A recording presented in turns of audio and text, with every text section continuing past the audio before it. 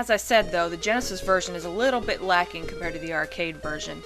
But I think they were aware of that, so they tried to throw in a couple neat little extra things to make up for it. For one thing, there's a duel mode, and it's, well, not really like a fighting game, but it's a one-on-one battle, and you go through and fight each character one at a time to see how far you can get. But also, the arcade mode has a different ending than the arcade version of the game did. Now here's the ending to the arcade game. You beat Death Adder, rescue the king and princess,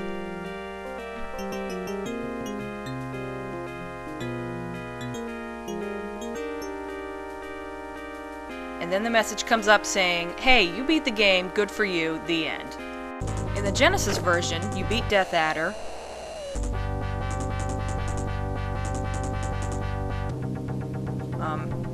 eventually, you rescue the king and princess.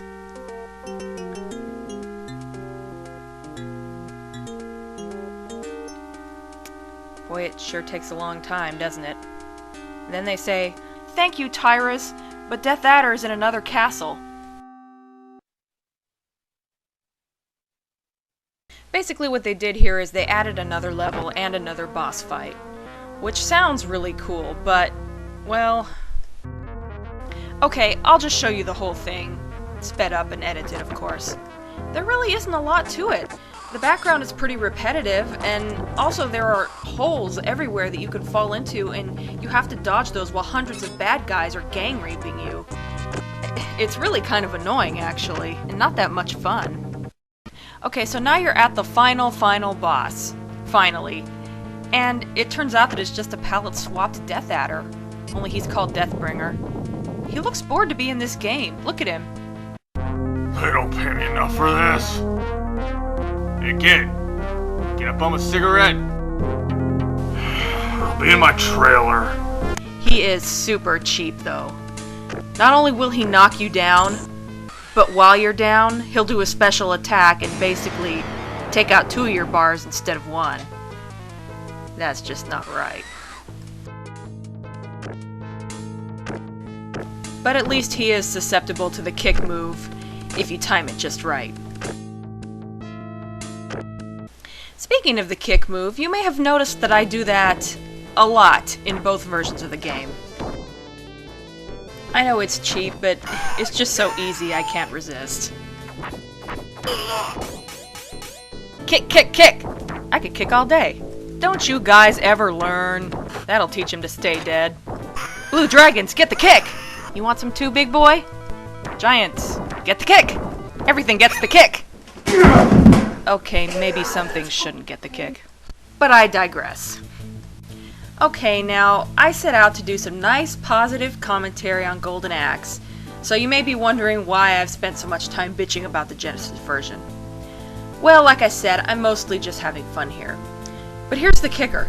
Golden Axe has come out on more advanced systems since the Genesis, like Sega CD for example, but every single one of those is a port of the Genesis version.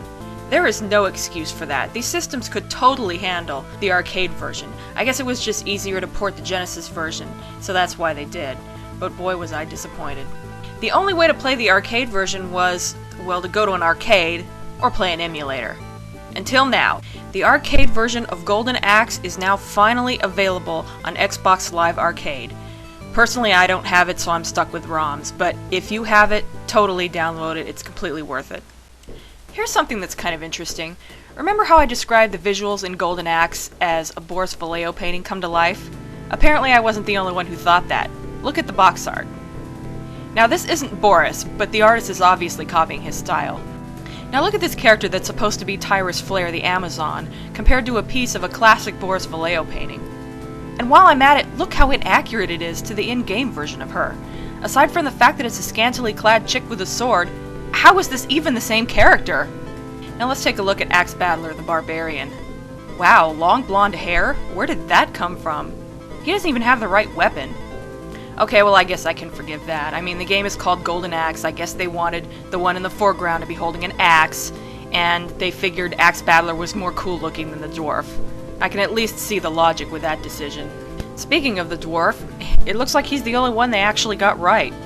But he's pretty hard to screw up, really. He's pretty much a stereotypical dwarf with a Viking helmet. Now, I know it was a very common thing back then for box art to be inaccurate to the game, but these characters are very iconic to me, and I would really like to have seen them represented a little more accurately. Now, with that said, let's take a look at the box art for Golden Axe 2.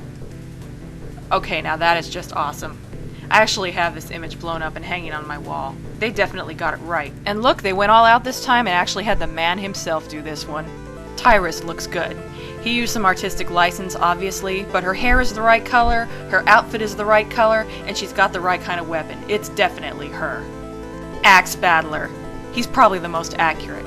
Coloring and details are right on, and he's pretty hot too. Not that it matters, but it's a nice touch. Again, the dwarf looks good. Like I said, he's pretty hard to screw up. He's wearing blue again, which is kind of weird, but he's still pretty close to the way he should look. In case you haven't figured it out by now, I haven't actually mentioned it, but it's been playing all the way through this episode. I love the music in this game. It's catchy, it sounds kind of like tribal music, and most of it's very dark and intense. It fits the mood of the game very well. I got a hold of the soundtrack recently, and I've just been listening to it non-stop lately. I just love it.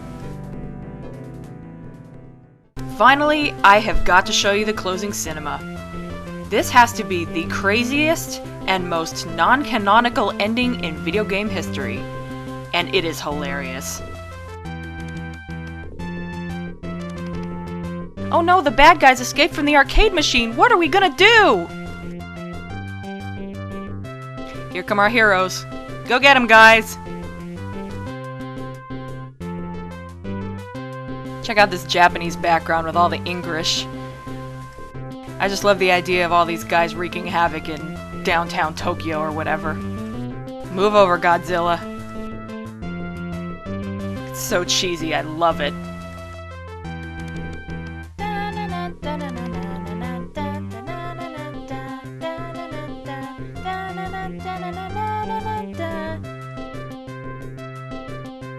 The dwarf got left behind.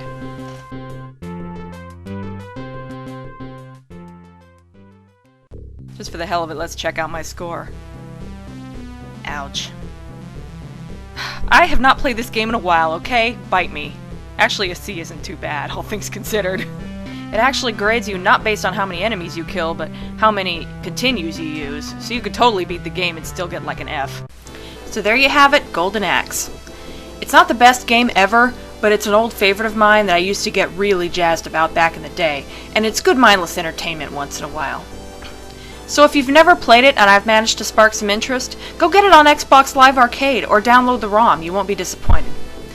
And if you have played it, maybe I've managed to inspire you to bring it out and mess with it again. That's it for now, see you next time.